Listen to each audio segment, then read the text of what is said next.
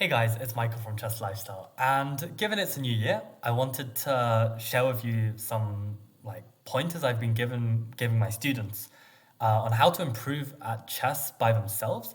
And I think this advice, I think it's going to be really useful for some of you as well. So I think this is more for people who haven't really got a good grasp on how to improve at chess by themselves. And this is probably the best advice I can give you if you don't have a coach that can go through these things with you already. So basically, the place I'd want to start is actually something that I read in an article by Avetik from Chess Mood, which is something called the chess improvement formula. And as you can see on the screen, Avetik released an article on lichess about this whole studying and improving by yourself. I'll leave a link in the description below. But basically, he gave a very simple step-by-step plan, which essentially boils down to study, practice, and fix your mistakes. So these three steps, you need to get into your head about if you want to get serious about improving at chess. So you can't just study chessable lines day after day without playing if you want to improve. And you can't just play blitz games after blitz games without studying or fixing your mistakes. So I went through this with my students, and what we kind of came to a conclusion is that with studying, you can use chess books, you can use chess videos, Chessable, YouTube, whatever resources you like. You've also got lichess for studying, so you can either use their puzzle features for studying, like maybe tactics. You can also use that opening reference to study openings. And then, of course, lessons with me, or I guess the YouTube video you're watching is perhaps studying. So these are study. Then you've got practice, which encompasses playing online, which there is a golden method. Again, I took the idea from Chess Mood, although I've adjusted it slightly, but I'll mention that in just a second. Playing games online as well as playing games over the board. And finally, then, to actually improve the games that you've played and to build on your studying, you want to analyze your games and fix your mistakes, which I will come to last. So to mention this golden method, what I found that was very effective for me, I'm actually playing on a hidden profile, a secret lichess account now. So you won't see it from my main Ponziani master, but I've been trying to play 4 games. I've been trying to implement the golden method, which what I consider is to be either playing 2 rapid games or 4 blitz games back to back, and then you only analyze the games after the end. So you make sure you set yourself some time that you have to be able to play all 4 games.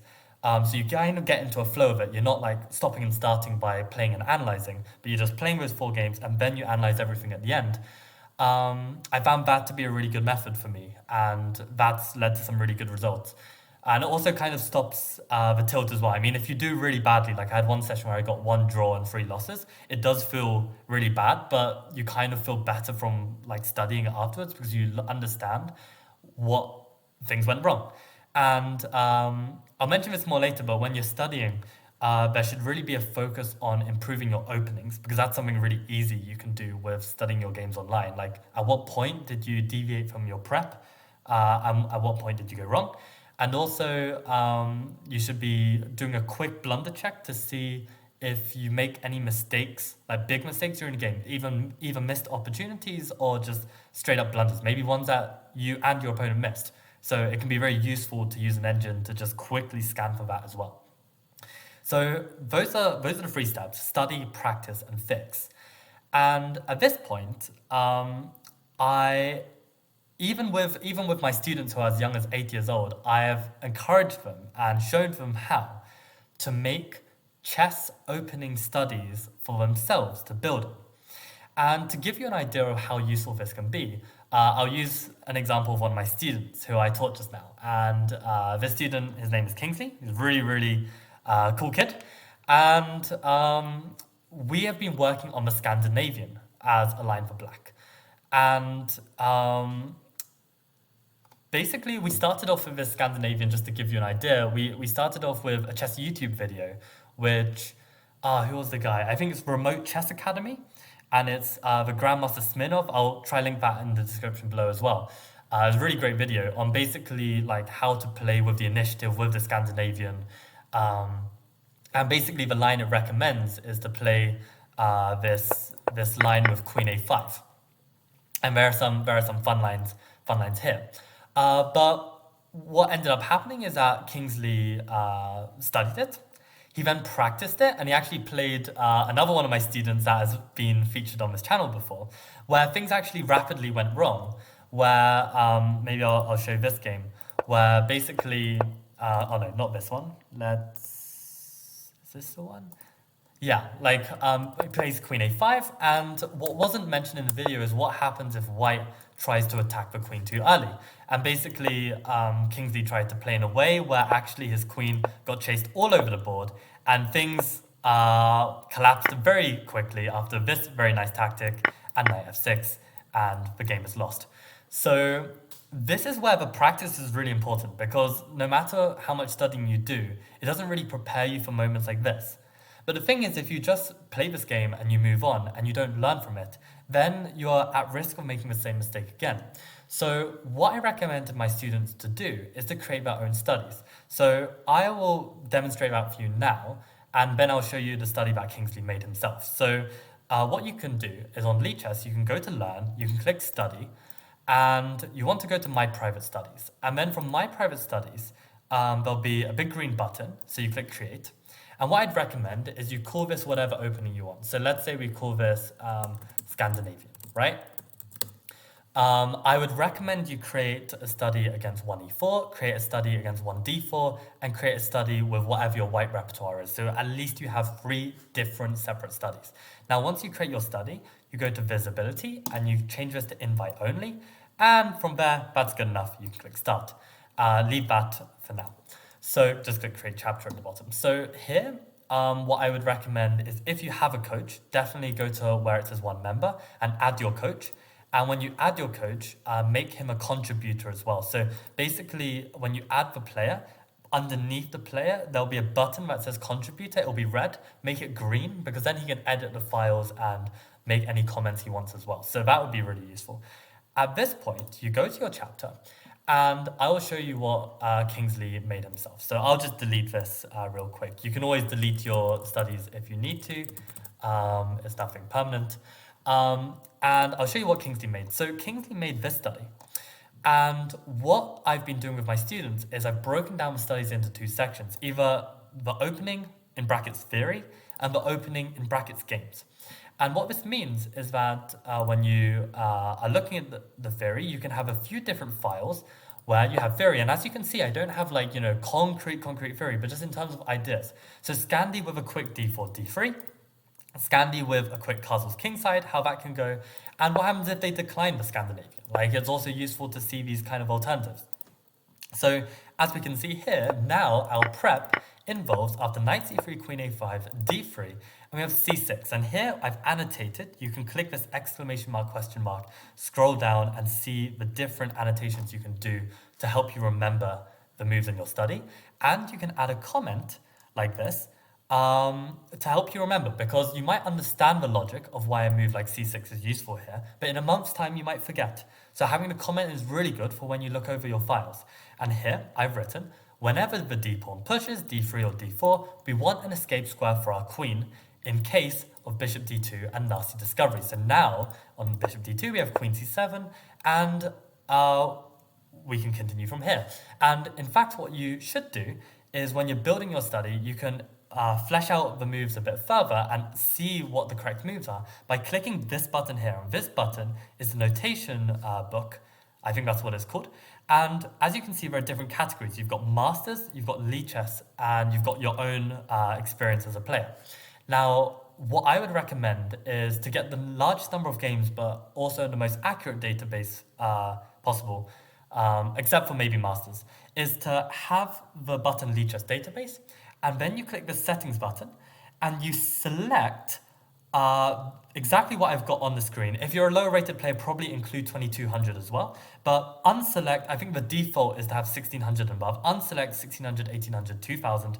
Unselect ultra bullet and bullet, and then click all set. And then you'll have a bunch of games, as you can see, um, shown below. I mean, if you include 2200, I think we'll have a lot more. As you can see, you've got plenty enough games.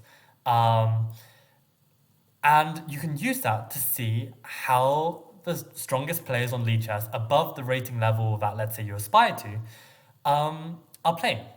And that gives you a really good idea of how to play. Now, you might not understand every move, but at least you can see how the games progress, how they're developing other pieces. And if you have a coach, you can then leave a comment and ask your coach later to explain why this move is a certain way, for instance. So I think that is a really useful thing to do, and that's what Kingsley did. He added a couple more moves, and he just left it there for now. But what we've done by studying, practicing, and fixing is we studied the Scandinavian, we watched that video, we then went ahead and practiced it, even though like the game against Notalevi, it was a tournament game. He didn't care. Even though it was the first time he's playing this opening, he doesn't care. He wants to practice. He wants to put his knowledge of studying into practice without fear. And he does it. He loses the game. But what we have now is a game that we can analyze. We can fix the mistakes. And next time, when Kingsley sees this move, he will remember c6 because it's a very logical move. We are worried about our queen being exposed. We want to bring the queen back. So this is the kind of thing you can do to improve your game. And you can improve it a lot just by playing online games. And that's going to be huge. So yeah, this is what I'd recommend. What you should definitely do is like once you play, so let's say if I click on Kingsley's profile, you can then go to games and you can see the games played. And if you've played a Scandinavian game, what you can do is you can click on it. You can then click study and add to your study you made. And as you can see, it pops down just beneath where you've created the heading Scandinavian games. And here you again can notate it. And this game, which was played after this first game against Notalevi, I was really proud of Kingsley because in this position, at this point, of course, he hadn't analysed the game. This was an arena tournament and he just happened to play the same opponent twice with the same colours. Rather than play the same mistake twice, which was to play knight c6, or I think knight f6, and then g6, and he got in a real mess. He played the move g6 with the idea of bishop h6, and this is super smart, because now, if the knight tries to move with a discovery, which is what happened, well then at least he can get rid of the bishop. So already, even just one game apart, Kingsley was already trying to fix his mistakes, not just, let's say, go into the same line. So that's already really great, but as we can see, obviously trying to fix your mistakes like in post-game analysis afterwards is much better. And if you do that golden method where you play 4 games in a row and then you go to your studies, you add each of those 4 games to your respective studies, you then analyze them, you look at the openings where you've deviated from your prep. If your prep isn't very extensive like Kingsley's right now, then you can use those games to add to your prep and, you know, make those files bigger. And yeah, you're gonna improve a lot. So I think that's my short and sweet guide to improving at chess using lichess. Really just studying by yourself, you can get a really long way. And let me know in the comments if that was useful or if you've done something similar, if you've got any tips to add to that whole system. I've started using it for the last week or so. It's already seen great results for me. So hopefully you can do that too. And this time I remembered, please like and subscribe if you haven't already. And I guess I'll see you in the next video. Hopefully, I will bring a camera to Serbia. I'm playing in a tournament. I'm actually flying out tomorrow. I'll be one of the lowest rated players, so that's going to be very exciting. And I'll let you know how that goes. So until then, see you in the next video. Bye.